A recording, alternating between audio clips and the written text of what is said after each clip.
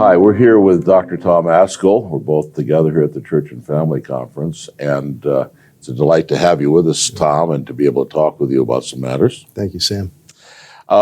Just take a second, introduce yourself. I see your wife is with you. Her name is Donna. Donna. Right. And you have how many children? We have 6 children. We have 14 grandchildren. Yeah. I have one more than that. Is that right? Yeah, Well, that's right. So. I hope to catch you and pass you, so we'll see. And I think 5 of those 6 children are girls. You have a basketball That's team. right, I do, yeah, and I actually coached them. I coached the basketball team. That sounds like it was a lot of fun. It was. Well, we want to just dive right into this whole issue that you've actually addressed in a class for us of wokeness and social justice and the gospel and all of that stuff. And it seems like a good place to start would be just to ask the general question, what is wokeness? Well, yeah, and it's variously defined by people, but I have taken my cues from Eric Mason, who wrote the book Woke Church.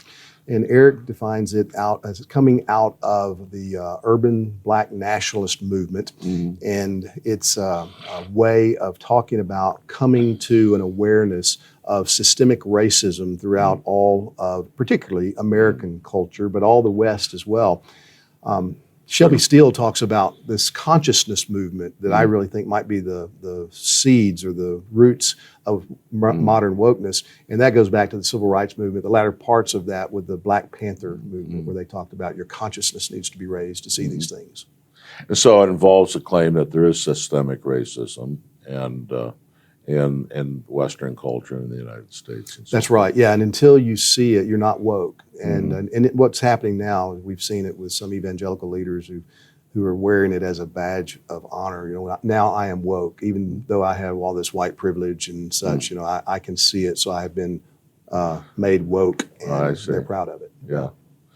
Well, and then the other buzzword that's around, or buzz phrase actually, is critical theory or critical race theory.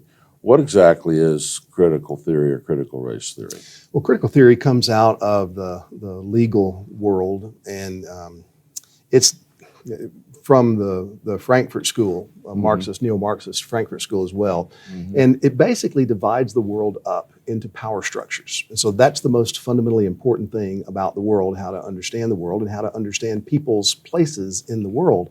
You're either a part of the oppressive class or the oppressed class, and that can manifest itself variously. So there are a number of tenets that grow out of critical theory. They're variously used by different critical theorists or those who are influenced by it. But one of the key ones is intersectionality, which says that the most important thing about you is the number of group identities that you can claim that actually define who you are. Right. From this identity politics comes up, and so the way that it's been used in the last 30 years or so is if you are a white, male, heterosexual, cisgendered, able-bodied Christian, you're at the top. You're the most oppressive creature that there is, and the number of those categories which you can claim to be opposite in, then that puts you at the bottom, and that you have more authority, moral authority, because you've been more oppressed, and that those that are above you as oppressive class need to sit down and be quiet and listen to you, because you, from your standpoint, have greater insight into justice and ethics and what ought to be done in the world to make things right. Yeah. This reminds me of the hermeneutical theories that all language is just a power play. That's right. And I'm trying to think of the terminology I want there, but it sounds like you're recognizing what I'm saying. That rather than interpreting any literature with regard to what the author intends it to mean, all literature is simply a way of controlling others. Yeah, that's right. That's right. Yeah, the Derrida school of way of talking of language. Yeah. So I think I know what you're going to say to this, but can critical theory serve as an analytical tool? Well, I mean, yes, it can, to the destruction of everything that it analyzes. Right. So those who would claim as Christians, oh, we can use this to help us see things that we can't see otherwise or see better, I resist that and reject that outright. There's Yeah. not one thing that we learn from critical theory or critical race theory that cannot be learned through reading the Bible rightly and letting the Bible interpret us and Yeah. the world. So it's really a tool to deconstruct most Exactly. everything that we hold dear, right? Yeah, that's exactly right. That's what the critical in critical theory means. Now, it's been interesting to hear, just even in the last year, some who are advocating it say that the critical just means analysis. We want to be careful in our thinking, the way that we might do a critique Yeah. of something. But that is not what this means. The critical social theory, by definition, and Herbert Marcuse was the one who coined the phrase initially, I think in 1930s, 37, something like that. It is distinguished from the traditional social theory. I was trained as a sociologist at Texas A&M. I got my degree in that. And it was right as critical theory was coming in the late 70s, and I didn't get much of that. But traditional sociological theory says you look at things as they are, you try to understand them and describe them. And there can be some value in that. Critical social theory says that's not enough. Yeah. You need to understand everything's bad, and it needs to be deconstructed in order to make it right or good. And from a materialistic worldview, there's no God. And with this utopian vision, and there's all kind of other things that underlie it, I mean, you got to give them credit. They are trying to make what they see as bad good. But without God, of course, it never will go anything but awry. That's right. John MacArthur said a year or two ago that the quest for social justice is the most subtle and dangerous threat he has seen.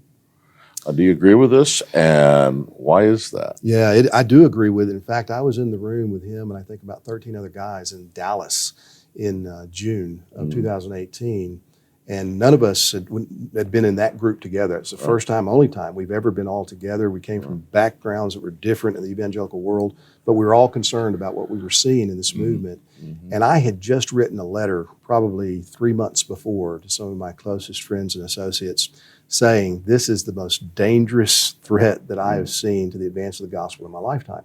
And John MacArthur, in that little private meeting, he said, this is the most serious threat I've seen to the church in my lifetime. And I thought, praise God, praise God. Here's somebody else that sees it. Yeah, so I mean, this is a man that knows what he's talking about. These aren't my words, but anyway, I took great comfort in that. So yes, I do agree. So if you had to really boil it down or bullet point it, what is the difference, in your view, between social justice and biblical justice? Yeah, well, social justice starts from this critical theory standpoint of power structures, and you have this neo-Marxist idea of the oppressors and the oppressed. And so it's godless. By that I mean materialistic. There's no place for God. Justice is then defined in terms of this godless understanding. Whereas in the Bible, we have clear teachings of what constitutes justice. You are to give honor to whom honor is due. And so there's a proportionality to justice. You are to treat all people the same. So you're not to show partiality to the rich or the poor, Deuteronomy 19 says. You're to give the right response based upon what God says is just. And here's the starting point that Christians must never forget, and yet we do. We got to keep coming back to it. Justice is defined by God. He's the righteous one. Things are righteous because He says they are. And so you cannot come up with your own agenda or any agenda that is other than, and especially contrary to, what God says is right and claim that you are pursuing justice. Justice is defined by God. Right. And so you really it's really the difference between a theocentric worldview and, well, what amounts to an atheistic worldview. Yes, very much so. Those who push back against critical race theory are often deemed racist. Well, I think you know how you can answer this question. Is that true?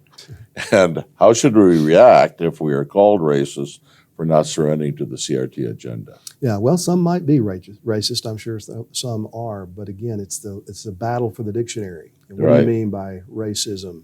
And if we could take what historically up until recent years and what I can defend from the Bible to explain this idea of racism as sinful partiality that James condemns, that we're not to engage in. It's appropriate to be partial in certain relationships. I'm partial to my wife, though I love all the women in our church, I'm partial to my wife. But sinful partiality is always wrong. Right. And it puts us in the place of God in trying to make those judgments, which God does not allow. So He judges without partiality. that's right, exactly. And so when someone says, well, if you deny critical race theory or reject it, then you are a racist. Well, that's a Kafka trap. There's no way out of that. This is exactly what Robin DiAngelo says in her book, White Fragility, that the only proper response to the accusation that you are a racist is, yes, I am. And let me learn from you. Anything else, to question it, to reject it, to seek to bring other insights into the conversation, that is an expression of your fragility, and it just proves the point. See there, I told you so. Yeah. And if you argue strongly against it, they will say, oh, well, your racism is more deeply embedded than we knew. So I just reject it outright. I won't stand on that ground. And whenever somebody tells me, well, you're a racist, I say, no, I'm not. Oh, Right. well, I don't care. I don't agree with your definitions. So we can have a conversation, but not on your terms. So the response is, by definition, everyone who doesn't agree with the CRT agenda is a racist, but that definition has to be challenged. Exactly. Right. What standard are we talking about when we make these judgments? So what should someone do when they believe their church has been infiltrated by these ideologies? I'm sure that's a massive question, actually. It is. I get it all the time. Right. I talked to an elder this week who was grieved over what was going on in his church, and there's not a week goes by now that I don't get at least two of these questions. And what we ought to do is you go to your elders. I mean, if you are an elder, then you got to own your responsibility. In Titus 1, we are told that we are to refute these arguments that are contrary to sound doctrine. And nobody gets a pass on that if you're in the role of elder. Even if you're the only elder that sees it and is willing to stand against it, you must do that. But if you're not an elder, I would say go to your leaders, go to your elders, and try to educate yourself, be humble, be respectful, but give them good resources. And there are tons of resources now available to help folks kind of navigate what is going on in this social justice movement, and especially in the realm of critical race theory intersectionality. Yeah, and one of those good resources would be to go to CBTS and audit Tom's course.